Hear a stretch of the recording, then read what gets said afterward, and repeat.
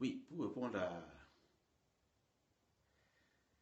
votre question, je dirais tout simplement que, bon, je n'apprends, ce n'est un secret pour personne que nous vivons, n'est-ce pas, dans un monde complètement ouvert, un village planétaire. Donc, ce qui fait que la musique actuelle du Cameroun, elle est portée par les jeunes du sud-ouest. Ah ouais, et c'est parce qu'ils ont compris, les gars, que ce n'est pas en restant dans notre bensikin, notre makossa et tournant en rond là-dedans, pendant des années, qu'on va avancer. Ils ont intégré la world music dans leur système et c'est ce qui fait que ça marche.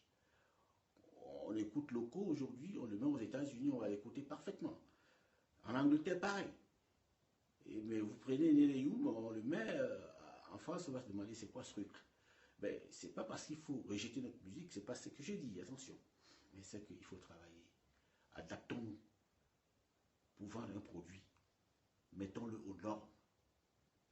Voilà, tout simplement. Il faut le faire. Il faut faire. Parce que c'est bien beau nos mélodies et tout. Moi j'adore Makossa. Makossa, c'est la première mélodie que j'adore au monde. Le problème c'est quoi? C'est que quand j'ai fini d'écouter ça, cette mélodie, avec cette parole langoureuse et tout, cette belle mélodie, et après, qu'est-ce qui reste? Point de vue vente, l'artiste n'a rien vendu. Ça c'est limite à Douala, on est terminé. L'artiste n'a rien vendu. Donc vous voulez qu'on continue comme ça? Non, je ne peux pas encourager les gars à ce genre de bêtises. Je leur dis que ce que vous faites, c'est bien beau, mais il faut changer de braquet. C'est aussi simple que ça. C'est aussi simple que ça. Par exemple, je suis Jazz Junel depuis des années. Qu'on se connaît, depuis des années. Donc, elle fait une musique qui n'est pas forcément déconnectée du pays. Parce qu'elle a essayé avec Abin les sonorités locales, ainsi de suite. Bon, on sent qu'on est limité. Or, quand on touche le champ international, tout de suite, on va vers l'excellence. On perce les murs, on traverse les murs.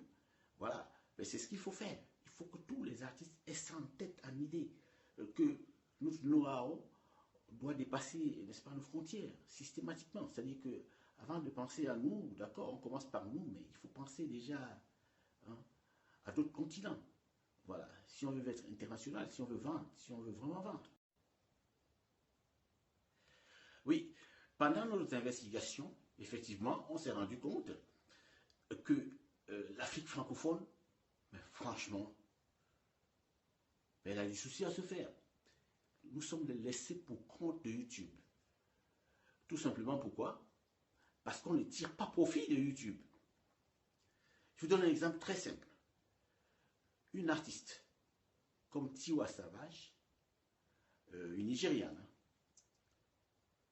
Alors, ces revenus qu'elle tire de YouTube et ce qu'elle déclare comme œuvre sur YouTube et qu'elle perçoit effectivement de YouTube est supérieur à ce que plus de la moitié des œuvres camerounaises perçoivent sur YouTube. Une seule artiste nigériane. Je ne vous dis pas les autres. Hein. Donc, vous imaginez un peu le retard qu'on accumule. Mais c'est un truc de malade, en fait. Ils sont dans une société où les gens ils créent des chaînes YouTube. Ben, je l'ai fait aussi par le passé, attention. Hein. Il y a autocritique également. Donc, ils créent une chaîne YouTube, ils créent un projet, comme ça, et il est content d'avoir créé le projet. Mais il ne se bat pas pour justement l'alimenter comme il faut. C'est-à-dire que quand on parle des Tiwa Savage, on parle des dizaines, des centaines de millions, vous comprenez, des millions, tout de suite de vues, des millions, immédiatement, des millions et des millions. Et nous, bon, quand on parle des vues, on a quelques vues, on est content. Ben, c'est vrai, pour un premier temps. Mais il faut aller un peu plus loin. Mais on ne gagne rien sur YouTube. Mais vous vous imaginez un tout petit peu? Pendant que les autres ils gagnent des millions et des millions de dollars. Et ça, c'est un exemple aussi simple que ça. Voilà, c'est par rapport à ça. Donc, c'est la réponse à la question de qui là? Le mari, oui. Voilà. Ben voilà, c'est tout ça, en fait.